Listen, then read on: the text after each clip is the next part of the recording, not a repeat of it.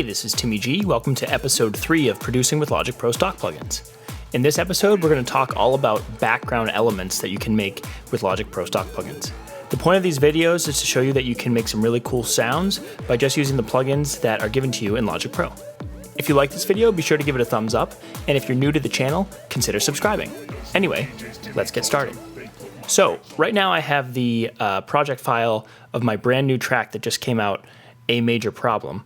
And I'm going to show you all of the different background elements that I did, that I made with Logic Pro Stock Plugins, and then what it sounds like without that, and you can kind of see how empty it sounds like.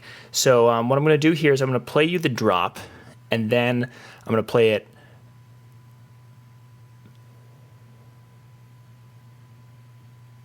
without the background elements, and then I'm going to solo out the background elements, and then I'm going to show you guys how I made them. So let's get into it.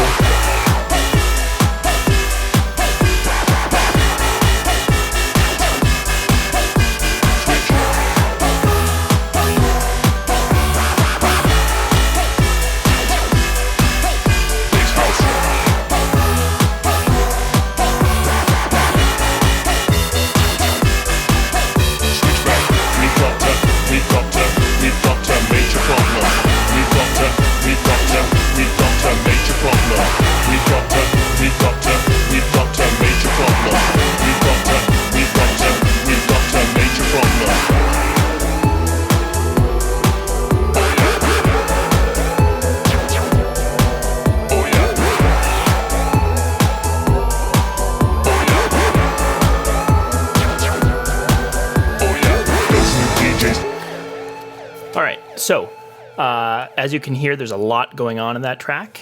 And what I forgot to mention at the beginning is that this project file will be available for download. And right now, we're listening to the unmastered version of this. And if you actually look up here into my alternative, I always get my mix the way I like it, and then I work on my master in a different alternative because sometimes I screw it up and I want to start from scratch. So this is a great place to go back to. So anyway, if you want to see my mastered version, my crazy unorthodox version of mastering, you can check that out here when you download the file. But anyway, let's go right into this. I'm just going to go down from top to bottom. You can see how unorganized my my track is, but that's fine. It works for me. So I think what I'll do now is I'll just play a little part of the drop without all these background elements, and there's a lot of them. So just give me a second here so I can solo what I need to. All right, so I've finally been able to solo out all these things. Now in my mastered version, if you take a look at that, you will see that I have everything in track stacks, but for some reason my computer is being a little slow, and the more track stacks, the more it likes to skip out and glitch. So I'm just gonna keep it like this. So here is the version of this without any background elements.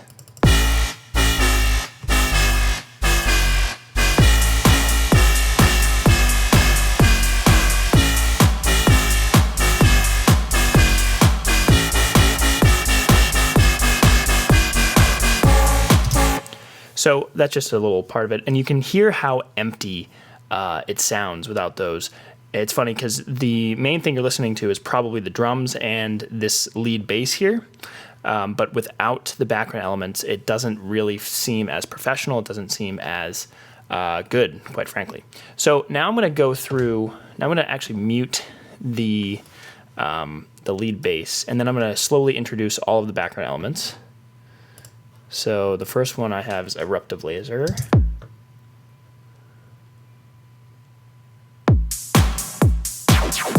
So yeah, it's that little laser here. You know what, I'm going to mute the drums here. So it's the laser right here. And then let's see, what else do we have? These are the drums. And I have something called Glistening. And Boing.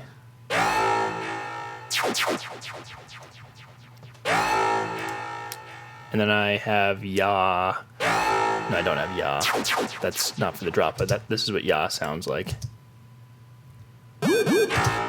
Yoy, I should call it. And then let's see, these are muted. And then, okay, here we go. This is a chunkier laser.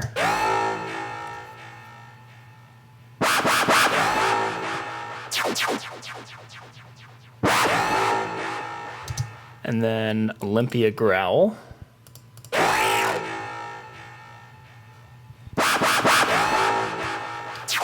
And then I have all these vocals. So let me just add the vocals in.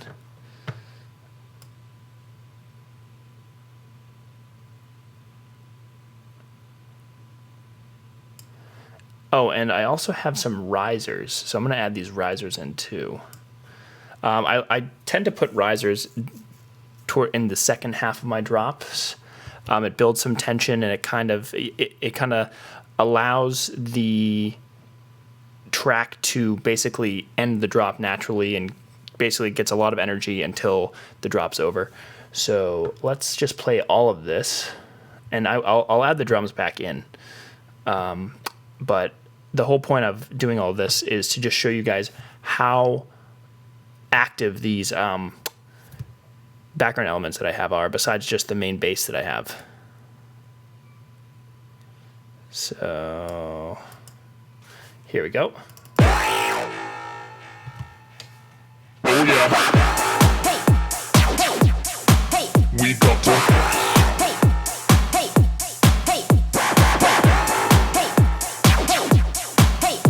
Switch. I'm just gonna play. I have the main little hook here. By the way, if you haven't listened to the track, go check it out. It's on my YouTube channel, on all the music distributors, Spotify, Apple Music, all that stuff. But anyway, here is the chorusy, or I don't even know what it is. This isn't like a full like written out lyric song, but here it is. We've got a major problem. We've got a major problem. And you can hear that riser building up in the back. So anyway, let's just go through how I made all these. I'm not gonna make all of them from scratch. I'm just gonna kind of analyze what I did for each one of these, and then if you guys want to actually have those settings, you'll have access to this project file. So anyway, let's just start from the top, and we'll go to Eruptive Laser. So let's look at this channel strip. So I have the ES2 here. I'll have that over here. I have some Echo, Space Designer, and Bit Crusher. If you've seen any of my other videos on this producing, I love using the Bit Crusher with aggressive sounds, and I almost always just use it as like a soft clipper. If you can see right here, it's acting as a soft clipper. So I don't have any down sampling at all, and it's 24-bit, so it's not really crushing anything. It's really just a soft clipper. So anyway, let's play this. Here's my musical typing.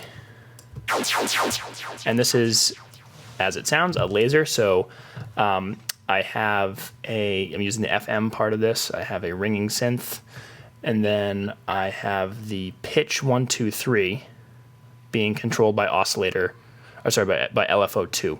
So it's set as eighth notes right now, and it is, so for let's see, this is LFO2. It is using this kind of saw-y wave. So anyway, that's what I did there, and you can hear that I added some echo and reverb, which I do on most of my tracks anyway. So that's a cool thing, and I save a lot of these as presets just because for background elements, they're not as important as the main sound, but it's important that they're there. So I save a lot of my background elements so I can just kind of quickly throw them in my tracks when recording. So if you want to save any of these when you download the project file, I think that'd be a great idea, if you like them. All right, so let's go to the next one, Glistening. Okay, and all these are drums, so I'm going to skip those. I actually made every single one of these drums from scratch, either using the brand new drum synth, or if you've seen some of my earlier tutorials from a little while ago, I've designed a full entire drum sample pack using the ES2. So all of these are actually made from scratch. I'm going to do a whole video on drums and the drum synth and how great it is. But anyway, here's Glistening. We have another ES2. ES2 was my main synth for a while when I started with Logic Pro. So let's open it up and see what's going on here.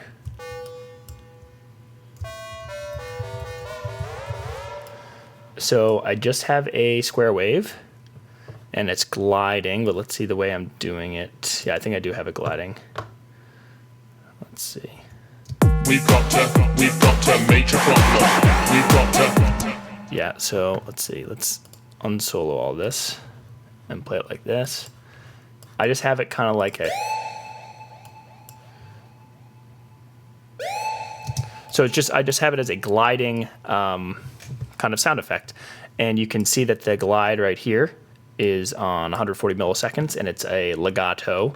So that is why it's making the gliding noise. And if we look at the actual MIDI section, I have a note start right at the beginning of the measure, and then as close that it's going to let me, it'll go to the next part.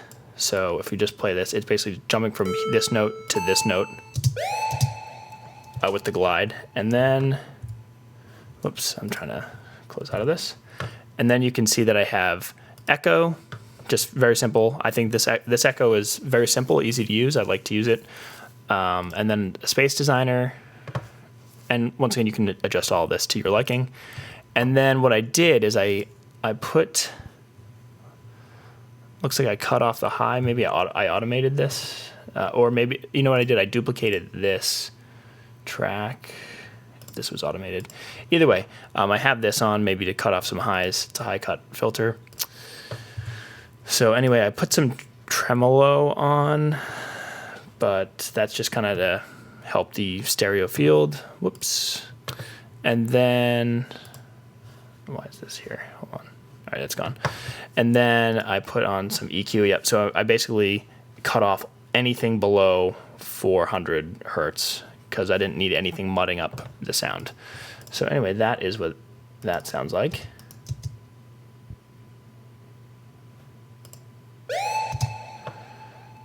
Now we'll look at the boing. This one is not the ES2, it's the EFM1, which is a synth that I just started using, and you can get some really cool sounds. So what I did is I just kind of messed around with the harmonic, the wave, and this FM knob, and then the envelope right here. And then if we look at the note, I'm just gonna pull up musical typing. The song's called A Major Problem, so the key is A major. So, nope, whoops. There it is. Anyway, so that's what that looks like. And once again, I have multiple echoes on here. So I think one of them is short. Yeah, this is super. This is like rapid echo. And then I have, this is like a quarter note. And then reverb, and this is just to fatten it up a bit. And then let's look at yaw. No, wait, I didn't even play yaw. But yaw is just, I use a bit crusher for yaw and actually use the bit crushing function. So this is just a mono ESM mono synth, which is very simple, easy to use. You won't get that many crazy sounds, but it's good for a baseline synthesizer. But here's what the bit crusher looked like. I had the downsampling on 22 and the resolution on 24, and that kind of gets that yoy or ya sound or whatever you want to call it. All right, so next is this all in. I don't know why I called it all in, but this is definitely a retro synth. And I actually bounced out these audio files here. So these, if we look, so these are bounced audio files, but I believe this is the main synth. So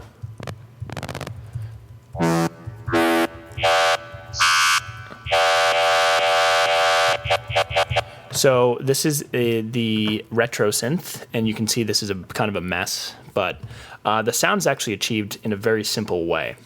The way I did it is really just this vibrato. I put it up to like 4.25, but if I turn this down, it just sounds a little bit more normal, which is a triangle. No, that's a sawtooth. A sawtooth wave with a mix between a square wavetable. And when I turn the vibrato up,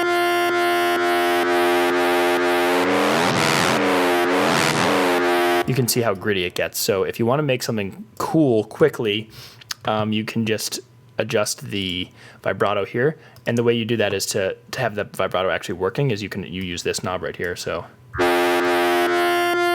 now the vibrato is not at all working. And then when you pull it down,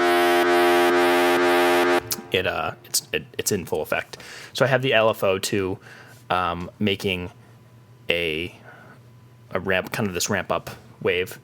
But let's see, did I do any automation on this one? Because it's muted, but let's see.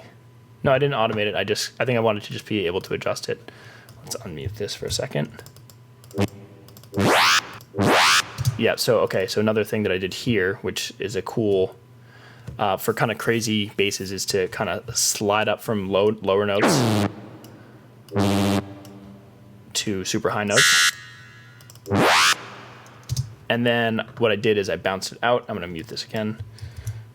I bounced it out. And then I was able to adjust. Let's see. I use the speed up and speed down tool. If you look at this, here we go. So that's what's cool about bouncing things out. You can use like fade in, fade out tool. So this is the fade tool, but it's the speed up choice instead of fade in. And then this is the slow down instead of fade out. So the way I do it is I would have it as my secondary click. So I would just hit Command and click, and I can adjust that. You can also just click here and go to fade tool, and then it will be your first click. But I like always having the pointer as my first click and then having this as my second click. But anyway, that is how I got this here. And you see that I put a little bit more echo, EQ, and reverb on here. Yeah, that's my EQ curve. Anyway, a lot that goes into all these noises. I mean, and this is of such an aggressive sound that I've used this as my main bass a lot. Like I designed some of these in the past couple of years, and you can use them for all sorts of uses. But anyway, let's move on. Let's see the next thing. Olympia Growl. This one. This one I've also used as a main bass, but I've cut it. Yeah, there's a ton going on here. Let's see where we started. It's a retro synth. I'm going to turn all these effects off for a second. And it's like, and if you can hear that, it's a super low note. So if I turn all these on, I didn't have all these on. Oh, one of these echoes and reverbs. So let's turn that off. Nope. Oh, chroma-verb. There we go. So anyway, the thing that makes this bass crazy is the fat effects. Now, I'm not an expert on fat effects, but this is something that I've definitely messed around with, and it's definitely cool. Some of the presets I would suggest using to start off a sound, and you can kind of see how it works. Like you can assign one thing to another thing, but this is good to kind of fatten up your sounds. And I also I added some distortion on this. I added lots of EQ, 3 EQs. These are just to, I don't know, brighten it up. I have a compressor on here. I have a stereo spread. And then the third EQ. And in this one, since it's not a main bass, it's just a background element, I cut anything even close to a low frequency. So this here, let's try to play this without it.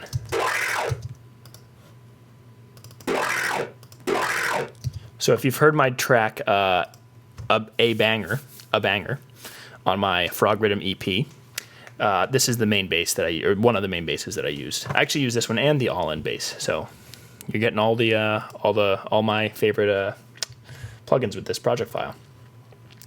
So anyway, let's move on. The next stuff is the risers. Oh, I skipped the risers. So the risers are actually really easy to make. I actually have a video series, five different ways to make synth risers. I'll just go over this quickly. But the ways, I mean, the easiest way that I do is just kind of make a stepping up MIDI slide or stairs of notes, and then make sure that the glide is on. So here's my synth. I have the glide on super long here, but I mean, it doesn't have to be that long, but make it long enough so that it sounds good. So I'm just gonna play this really quickly. And if you can hear, I have EQs, and then I have reverb, gain, compression, bit crusher. But the bit crusher, once again, is just acting as a soft clipper. So anyway, that is the riser. And then I have another one here. I think this might be the exact same thing. That's ring 3. This one might be... Okay, so I changed the input wave, and I had this one go rising a bit faster, so together they sound pretty cool. Here's what they would sound like together.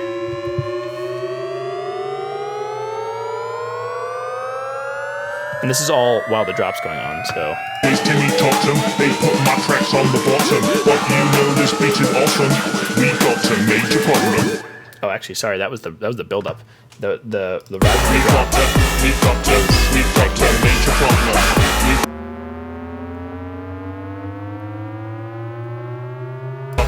We've got a major problem. And you can barely hear it when it's with everything else, but when you take it away, you do notice that it's gone. So that's like the whole idea of all these background elements. You notice them when they're gone. You don't really notice them as much when you're listening to the track, but if they're not there, that's when you know that something's missing, something feels empty. So let's see, I have, and then the rest, it looks like just the vocals. So I'm just gonna play, now I recorded this on my own and did a bunch of vocal effects, and we can maybe do a video on vocal effects, but the point of this video is just the background elements. And once again, if you listen to some of my earlier tracks, they don't have as many vocal background elements, and I think personally songs sound better when they have these vocal background elements. So I'm just going to play this part soloed. Baseline. Hey, hey, hey, hey, hey. We've got to. Hey, hey, hey, hey, hey, hey, hey, hey, hey, hey, hey. Bass house. Hey, So I'm just soloing so hey, you can hear this in the context. We've got to. hey, hey, hey, hey, hey. We're back now. We've got to. So anyway, the whole point of this, I mean, I put a lot of these haze in here, and it's just to kind of like add some more rhythmic elements. The words kind of go with the main verse or part of the song. I'll just play that for you. Those new DJs, Timmy Tottum, they put my tracks on the bottom. So that's part of it. You can hear the rest of it if you listen to the song. The rest of these are just kind of to go along with that, the theme of the song. But yeah, that is really about it. So once again, you'll have access to this project file that you can download. If you haven't seen the first 2 episodes of this series, I'd strongly recommend it. But other than that, that's about it. If you like this video or if it helped you out, be sure to give it a thumbs up. If you have any questions or video suggestions, be sure to leave a comment. If you want to see more videos like this and check out my other production videos, original music, or DJ videos, be sure to subscribe to my channel. Thanks a lot.